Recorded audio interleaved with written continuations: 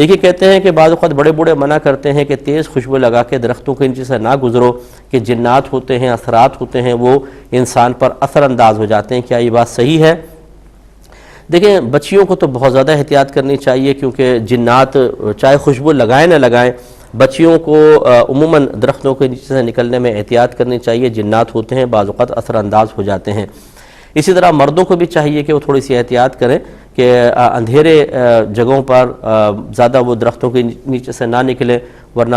مطلب اس طرح جنات بعض اوقات متوجہ ہو جاتے ہیں۔ لیکن خوشبو سے خاص ایسا نہیں ہے کہ کوئی اٹریکشن ہے کہ جنات ضرور آئیں گے، ایسی کوئی بات نہیں، اور نہ خوفزدہ ہونے کی ضرورت ہے۔ میں آپ کو ڈرا نہیں رہا ہوں، الحمدللہ اللہ تبارک و تعالی نے انسان کو انسان ہونے کے اعتبار سے ایک ایسی طاقت سے نوازا ہے کہ جنات ہمارے خواہ قریب نہیں آتے، وہ گھبراتے ہیں ہم سے۔ اگر ایسا نہ ہوتا تو پھر خود بتائیں کہ جنات تو ہمیں اٹھا اٹھا کے پٹکتے اور وہ ہم پر ہمیشہ اثر انداز ہونے کی کوشش کرتے، کیونکہ جنات میں بہت سارے شیاطین بھی ہیں۔ اگر شیاطین کو ہم پر دسترس کی طاقت حاصل ہوتی تو کوئی شیطان ہمیں مسجد تک پہنچنے نہ دیتا، جیسے ہم نماز کے ارادے سے نکلتے اٹھا کے ہمیں روڈ پہ پٹک دیتا، لیکن ایسا نہیں ہوتا ہے، تو ڈرنے کی ضرورت نہیں ہے۔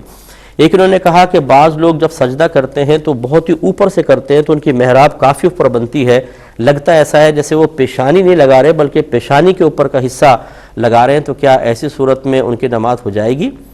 دیکھیں پیشانی، یہ جو جہاں عادتاً بال جمتے ہیں نا، یہاں سے لے کر ادھر تک کا حصہ یہ ہے پیشانی، اور پیشانی زمین پہ لگنی چاہیے۔ اس طرح بہت ہی اوپر کر کے کہ پیشانی اڑ گئی اور یہ لگی تو یہ ٹنڈ لگ رہی ہے آپ کی، یعنی سر لگ رہا ہے، پیشانی نہیں لگ رہی، حالانکہ پیشانی پہ سجدہ کرنا چاہیے۔ تو ایسے بھائی بہنوں کو ذرا احتیاط کرنی چاہیے، وہ پہلے چیک کر لیں کہ ہماری پیشانی لگ رہی ہے یا پیشانی کو ہم نے یوں اوپر کر کے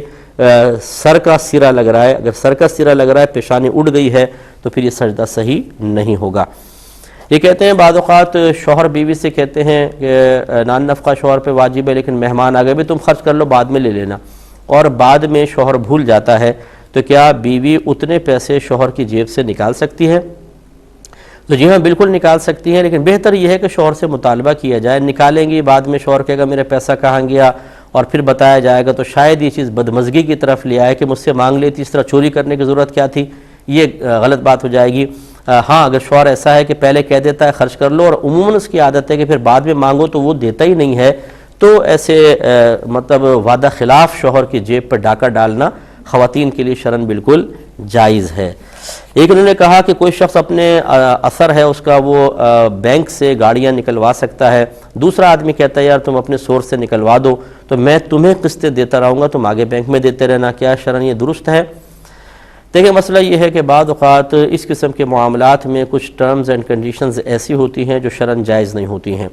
اس صورت میں جو شخص اس کا گاڑی لینے والے کا معاون بن رہا ہے، وہ ان غلط شرائط کو ماننے کی وجہ سے خواہ مخواہ گناہ میں اس کے ساتھ شریک ہو جائے گا، اور پھر بعض اوقات یوں بھی ہوتا ہے کہ معاملات کچھ بگڑ جاتے ہیں، اور اس صورت میں جو بیچارہ بیچ میں گارنٹر بنتا ہے یا جو نیکی کرنے والا ہوتا ہے وہ پھنس جاتا ہے اور اصل آدمی بھاگ جاتا ہے۔ اس لیے آج کل کے دور کے اعتبار سے تو ہمارا مشورہ یہی ہوگا کہ اس قسم کے کاموں میں خود نہ پڑا جائے اور اپنے آپ کو ہر فتنہ و فساد سے بچانے کی کوشش کی جائے۔